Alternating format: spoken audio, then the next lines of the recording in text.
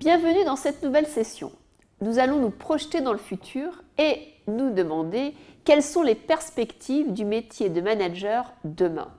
Comment ce métier va évoluer et comment l'ensemble des nouveautés qui impactent l'économie et nos modes de fonctionnement peuvent avoir une influence sur le manager de demain. Ce métier est face à différentes opportunités. Le manager est celui, tout d'abord, qui va intégrer des nouveaux modes de travail. C'est lui qui va, le premier, être impacté par les réseaux sociaux, par l'ensemble des systèmes d'information mis en place dans l'entreprise. Il va être impacté par des modes, mais aussi par des nouvelles façons comportementales de se comporter des différents collaborateurs. Donc vraiment, on est dans une logique d'évolution des modes de travail et de nomadisation. Pourquoi ?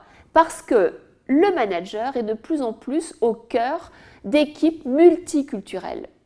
Il va avoir à gérer en physique et en virtuel des personnes dans les 4 coins du monde qui auront des missions ponctuelles ou à moyen ou long terme et qui seront donc à se développer face à des problématiques qu'il devra donc gérer à distance. Donc on est dans une logique à la fois de nomadisation, de multiculturalité, mais aussi d'économie collaborative.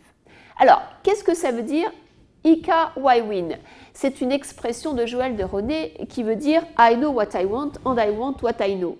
C'est la nouvelle façon de se comporter des nouvelles générations qui savent exactement ce qu'elles veulent et qui le veulent maintenant, en temps synchrone avec tous les outils de communication modernes, les smartphones, les face-to-face, etc.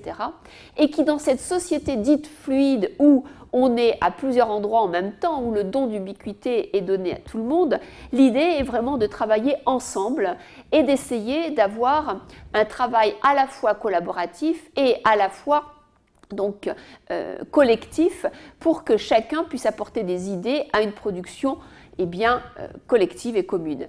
Donc ce manager va être face à de nouveaux comportements, à des nouveaux outils, à des nouvelles cultures, avec des nouveaux modes de fonctionnement qu'il va découvrir. Et il sera complètement dans de l'émergent. Il sera face à des nouvelles choses où la meilleure solution et le meilleur conseil qu'on puisse lui donner, c'est d'utiliser la sérendipité. Ça veut dire aller chercher l'information, aller chercher la bonne solution, parce qu'en fait, la hiérarchie, l'entreprise ne pourra pas lui donner, ça sera à lui à la construire. Et nous sommes là dans toute la problématique des nouvelles compétences managériales qui sont en pleine construction en fonction des situations, des problèmes et des personnes. Et le manager doit créer son style de management en fonction des situations qu'il vit. Donc l'opportunité et les opportunités qu'il aura donc à vivre sont très ouvertes, sont tout à fait envisageables sur quelques angles et certaines sont complètement inimaginables et son job sera de s'adapter en fonction des nouvelles technologies, des nouveaux comportements générationnels, des nouveaux besoins des collaborateurs et des clients et en même temps d'être toujours dans une logique positive et bienveillante. Il aura également à être confronté à des risques. Alors les risques, il vaut mieux les connaître pour essayer de les éviter avant de les vivre. Le premier risque très classique du métier de manager, c'est l'épuisement. À force de travailler intensément, de façon fragmentée, parcellaire, avec sans cesse des conflits, des problèmes, des changements à organiser, on peut très vite s'épuiser. Donc là, la stratégie est de toujours avoir quelque part une activité qui ressource, qui soit en dehors de l'entreprise et qui permettent d'être efficaces dans l'entreprise. L'idée est vraiment à ce que le manager ne soit pas au pied du mur en train de vivre un burn-out ou d'être dans une logique de risque psychosocial parce qu'en fait, il n'aura pas su gérer l'ensemble des contraintes et des obligations qu'il doit vivre et auxquelles il est confronté. Donc ce risque d'épuisement, il existe. Il concerne tout le monde, du plus sportif au moins sportif, et la solution est d'avoir vraiment donc, des activités en dehors du travail qui permettent de se recharger et de prendre le temps donc de donner à son esprit et à son corps des moments de recharge. L'autre risque important, c'est la dévalorisation. Alors vous avez des entreprises où être manager est essentiel pour pouvoir évoluer dans la carrière, pour pouvoir atteindre certains postes de direction, certains postes à responsabilité. Il faut avoir été manager, il faut avoir encadré des personnes, avoir géré une business unit avec l'ensemble des composantes parce qu'on sait que c'est formateur. Et puis vous avez d'autres entreprises où en fait le rôle de manager n'est pas si bien reconnu que ça et on vous donnera la primauté à un rôle d'expert, un rôle de financier, un rôle fonctionnel. Donc attention, savoir dans quel type d'organisation vous êtes bien, le mieux adapté. Autre risque intéressant, c'est le risque de l'évolution de carrière. Quelle est, après avoir exercé un rôle de manager, l'évolution qui est donnée à ce métier dans votre entreprise? Alors parfois, l'idée c'est justement parce qu'on a été manager, de changer d'entreprise, c'est beaucoup plus facile. Parce qu'on a les réflexes que l'on peut adapter à d'autres métiers. D'autre part, c'est très intéressant parce que quand on a été manager, on peut prendre facilement un métier plus d'expert ou fonctionnel ou on peut évoluer de façon horizontale et transversale. Donc la problématique liée à l'évolution est importante et attention au risque d'être étiqueté manager et de ne plus sortir du cadre de manager. Dernier risque important, attention au manager qui veut tout faire. Le manager qui veut tout faire est celui qui ne pourra pas développer son sens du leadership parce qu'il va être trop sur le contrôle, pas assez sur la délégation et il ne pourra pas développer les autres et se développer lui-même. Donc dans les risques managériaux, prendre conscience qu'ils existent, prendre conscience de leurs différentes formes et essayer de se protéger pour pouvoir évoluer de la fonction de manager à celle de leader. Donc dans les perspectives que nous voyons, on aimerait se référer à différentes publications. Alors vous avez des publications classiques de tous les journaux d'économie qui vont parler du travail de demain. On pense par exemple à la revue Capital qui a créé un dossier intéressant sur la France en 2020. Mais vous avez d'autres revues qui parlent, Harvard Business Review, la revue Liaison Sociale, la revue Entreprise et Carrière, qui parlent de ces différentes possibilités d'évolution.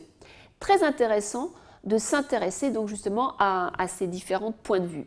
Autre point de vue qui nous semble intéressant, celui de Joël de Ronet, qui est un prospectiviste et qui a écrit un livre qui s'appelle « Surfer la vie », dans lequel il raconte que selon lui, le monde, l'économie va évoluer dans 3 dimensions.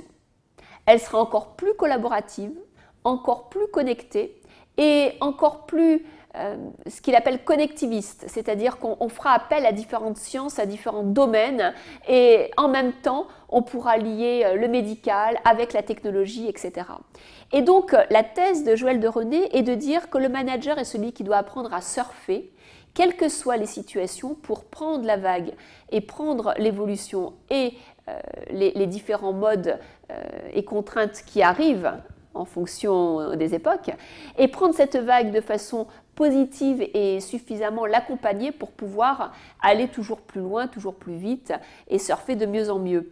Et donc l'intérêt dans sa perspective est d'avoir cette idée prospectiviste d'accompagnement.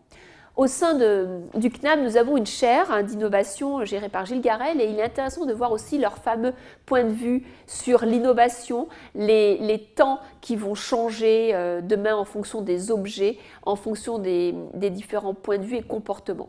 Donc, il est intéressant également de se référer à un Américain essayiste, Jeremy Rifkin, qui écrit un livre sur la 3e révolution industrielle et qui met en pratique dans le territoire de l'île ses convictions sur les modes de travail de demain en testant différentes attitudes du manager.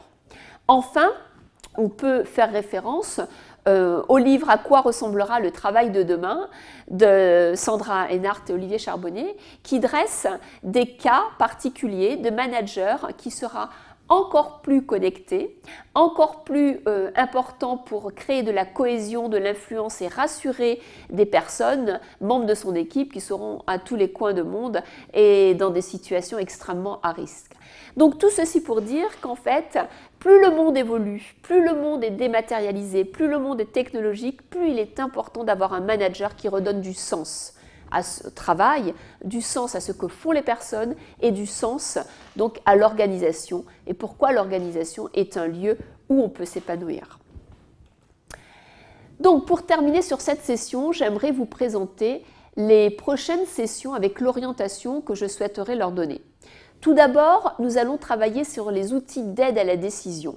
Dans toute une thématique sur le terme « décider », nous allons essayer de voir comment le manager décide, quels sont les modèles qui sont à sa disposition et comment décider est souvent difficile, mais peut être outillé. La deuxième grande thématique que nous aborderons sera liée à la motivation, en essayant de comprendre les facteurs déclencheurs de motivation et comment un manager peut arriver à interpréter les leviers de motivation de chacun des membres donc de son équipe. Enfin, dans une troisième thématique, nous parlerons de la mission essentielle du manager qui est de développer les membres de son équipe, de valoriser les talents et donc de faire en sorte que ceux-ci se développent afin de les retenir.